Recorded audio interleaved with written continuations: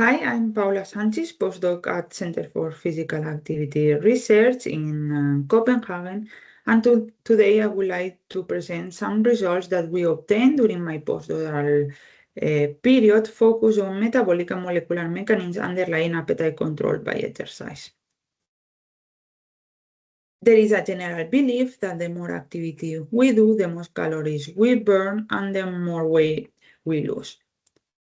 What often happens is that in response to increased level of physical activity, other mechanisms might occur, such as a decrease in energy expenditure associated with no essential biological processes and increase in calorie intake.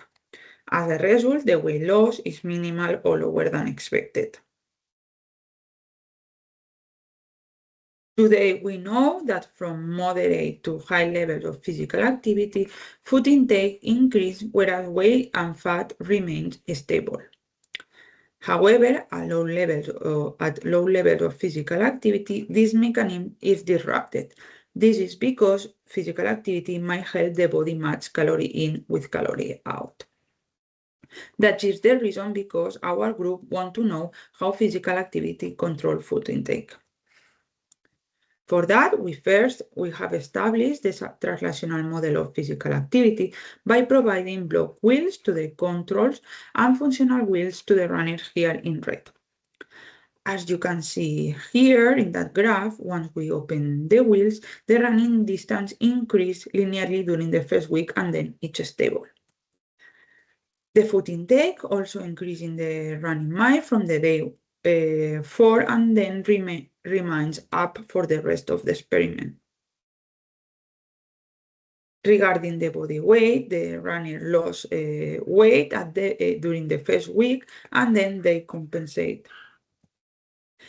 The drop in body weight is because they lost fat mass during the first week, and then the compensation is because they gained lean mass from the second week.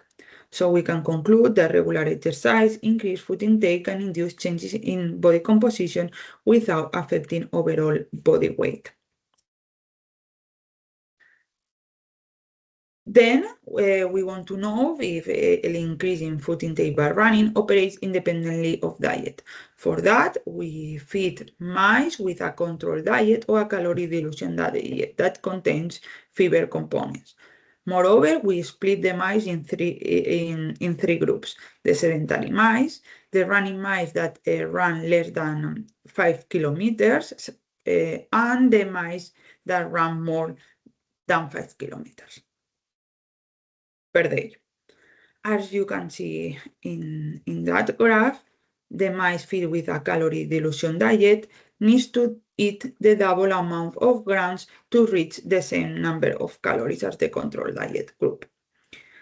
Moreover, we observed that the high runners ate more than the low runners and the sedentary, and the low runners ate more than the sedentary. So we can say that increasing food intake operates independently of diet in lean mice.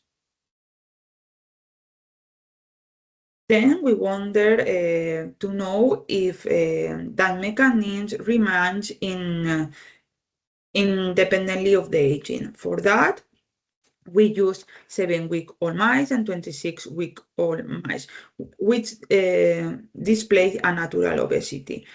As we conducted previously, we divide the mice in 3 groups: in sedentary, low runners, and high runners. As you can see in the graph, the older mice ate less when the calories are normalized by body weight than the young mice. But again, the high runners ate more than the low runners and the sedentary, and the low runners than the sedentary mice. And finally, we close the wheels and we observe that the food intake is still up in the high runners and low runners than the sedentary once we close the wheels.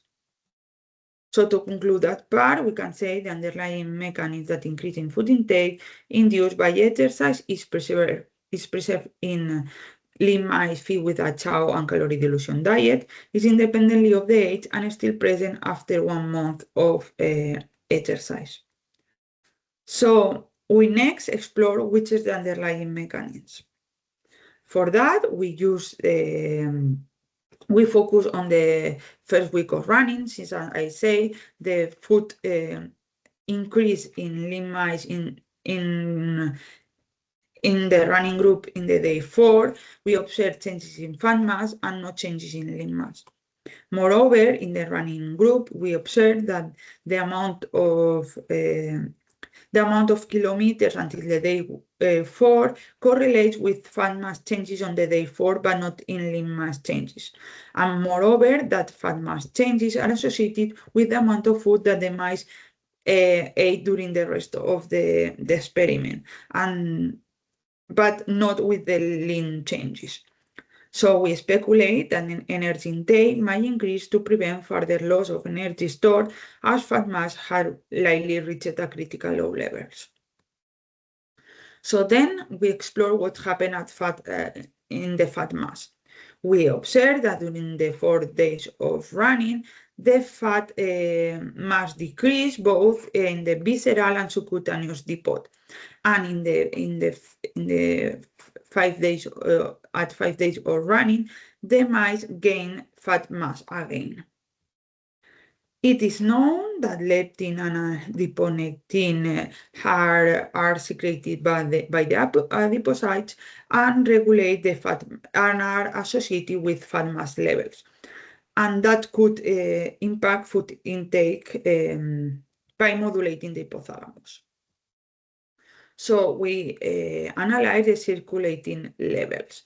We observe that until the day 4 of running, the circulating leptin levels went down and then increased again in the day 5.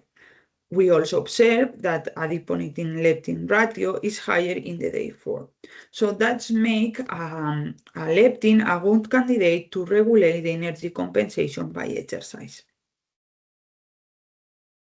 To test that, we conduct a leptin replacement study with leptin agonist.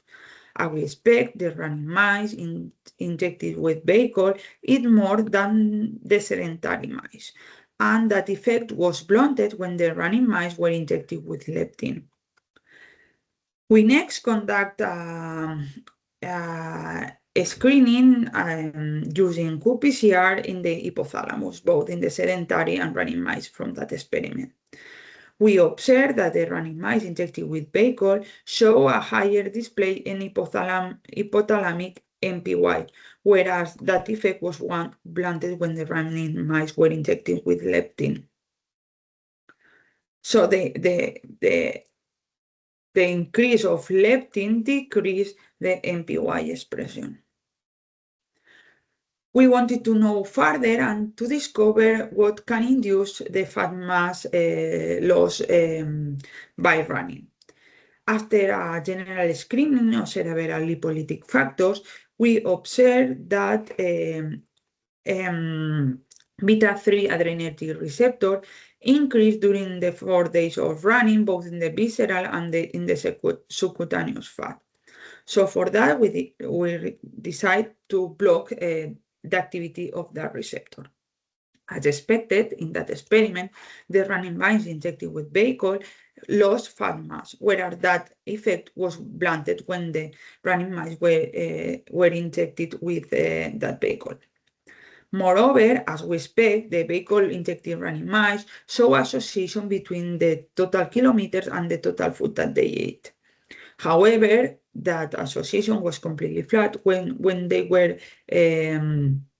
the running mice were injected with the blocker. So we conclude that beta-3 adrenergic receptor mediate lipolysis and energy compensation induced by running.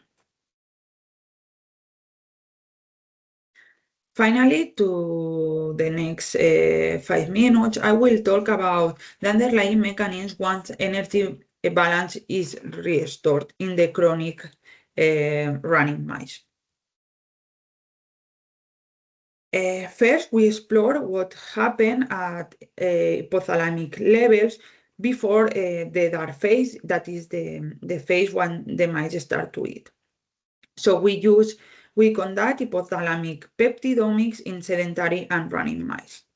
As expected, some HGRP and MPY peptides were trended to be increased by running, whereas overall and that peptides are related to the increase in appetite, whereas some peptides related to POMC, CARPT, and GCG were decreased by running, and that one has been related to appetite inhibition.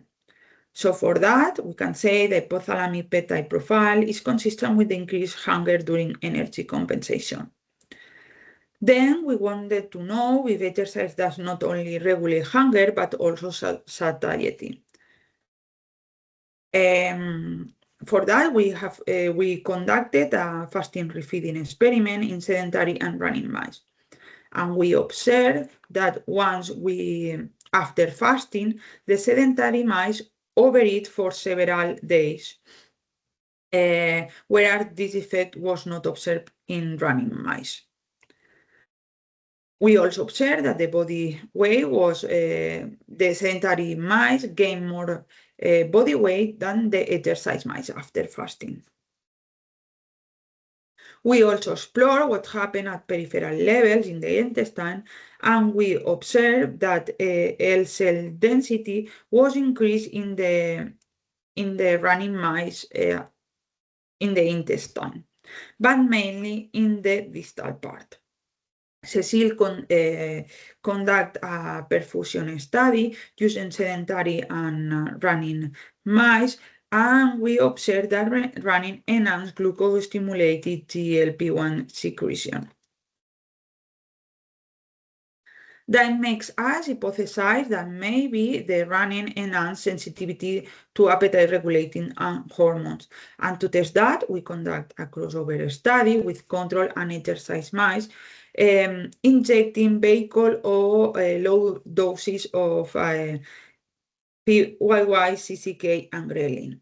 And we observed whereas there was no effect in the control mice in any of that drugs, when that drugs were injected to exercise mice, they displayed more effect on food regulation.